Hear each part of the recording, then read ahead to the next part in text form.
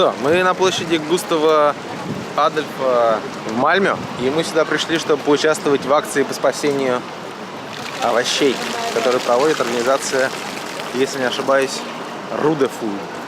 Hi, I'm Maria. Hi, nice to meet you. I'm Рома. Hello, nice А to это meet Хампус. you. Айван. Hello. So, Yeah, so, what is what's it up? you do? We collect leftover food, food surplus from places like this here on the squares, and from bakeries and restaurants and different places. And then we take it back to our kitchen and cook it, sell it in caterings, things like that.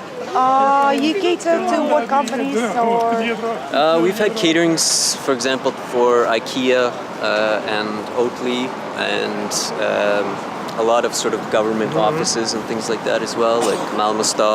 How often do you do it? It depends on how much demand we have for caterings. Okay. So it's at least once a week though. So usually on Saturdays I come here and I go to a few other spots and do like one route on Saturdays. Yeah. Today we didn't get much stuff. I'll show you the bike over here. Oh, that's the. Yeah, this is our rescue bike. rescue bike. Yeah. So today we just got this stuff. We got some white asparagus, some green, a little bit of fruit. But usually the bike is full underneath and on top of stuff. But these are things that people just throw out. Yeah.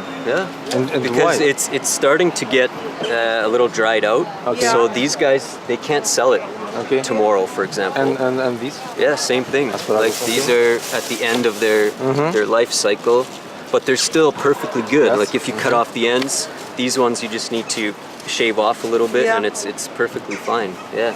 So it's crazy. Yeah, how much Crazy, food yeah. is thrown out. Yeah. When you do have events, how many people you actually can feed Well, with the food? I think like the biggest ones we've done is for like 600 meals or something like 600 that. meals? Yeah. 600 meals? Yeah, 600. So that takes special effort. So bigger events like that is when we use volunteers who come in. But if it's a smaller thing, then we can usually handle it with just like 2 or 3 people or something like that. And how do you do it? You just come to the So we... seller and ask if he's going to throw something out? Yeah, exactly. But these guys we've been working with for a long time, so they know us well. And then there's a few other spots. But we always check with new places as well. Like do you guys have extra stuff or whatever? It works really well, actually. On a Saturday night, where would you go from there?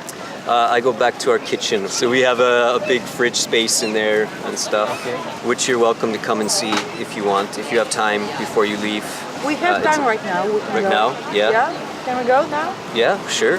Yeah. And what about supermarkets? Do you work That's a difficult, much more difficult issue. It seems the bigger the company, the bigger the supermarket, the less they want to do things like this because they have their internal rules and they have, they need their profit margins. So they don't want to give stuff away for free, even if it's garbage, right? They don't want to, lose some sort of value through that. So it's difficult, but we're trying. So you do take stuff for free and you cater and you obviously get money for it back. Yeah. So, are there any laws regulating it? No, because we're a not-for-profit organization. So all of the money we take in from caterings goes to paying our rent and to some wages, like our cooks are paid. Those are paid positions, and then to buy special ingredients that you can't get from free stuff like spices and things like that. But so everything, the money stays within the organization. Yeah. Why do you personally volunteer for that? Because I think it's a super important issue.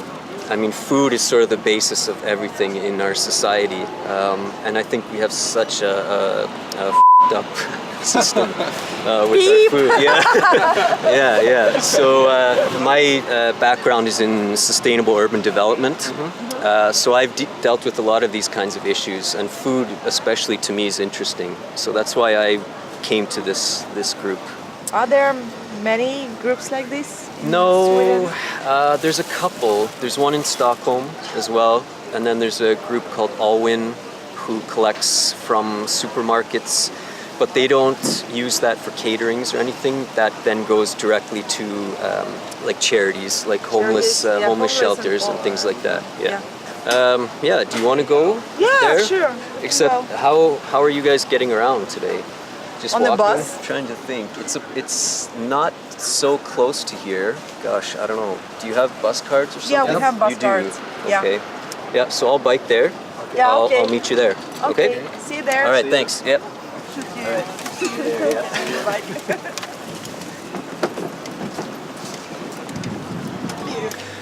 So yeah, if you want to do Пойдем this, посмотрим холодильник, где хранится спасенная еда. So this is our storage space in here. Yeah. Our walk-in fridge. This shelf is all of our things here. So as you can see, we have a ton of beautiful stuff that people have thrown out. Этот It's помидор going to be выкинули. thrown out. Это вообще безумие. Потому что он немножко мятый. Yeah, so we got like 12 kilograms of 12 these килограмм nice пожухлых paprika, слегка. Прекрасного перца. all sorts of different stuff. Ага. It's really crazy. We got like 10 kilograms of potatoes Грибы. down here. You can see like this is just from small markets. Like we don't Yeah. work Okay. with supermarkets, right? So you can imagine volume of, Yes. of stuff that the Yes. big places. You have Yeah, pickles? pickles as well. This is from a Nordic organic food fair, it's called. So it's a big one of these like Yeah. conventions where people try to sell their Okay. foods. So every year we go to this and we collect and we get like 3 tons of stuff from there. It's crazy. Ну, И маринованная редиска, из брошенной редиски здесь делают консервы, которые потом используют как закуску. Yeah, conservation is a big part of food safety. Редиска for sure. и горчица и маринад. Don't you know kind of brand rescued? Yeah, there's rescued fruits. Yes. It's called. Yeah. Yeah, and they I think are in Helsingborg, Helsingborg. north of here. Okay. Yeah. So they collect fruits, obviously, when it's in the name, and then they make juice from it. And that's a similar type of, No, of we process. tried that juice today, and Yeah. it's crazy expensive. Yeah. Why? Because it's you know They get the artisanal they product. get their stuff for free. I mean, Yeah, well, I mean, I think that shows that there's room for entrepreneurs to use leftover food. It's not just about charity, there's also opportunity for paying people for labor to do these kinds of things, right? Basically. So it's a way you can make a living. So I think you have to find those gaps in the food production and distribution and these things and fill those. Вот так спасают еду еду в Мальмё. Мальмё. Thanks for coming. Thank you. Thank you.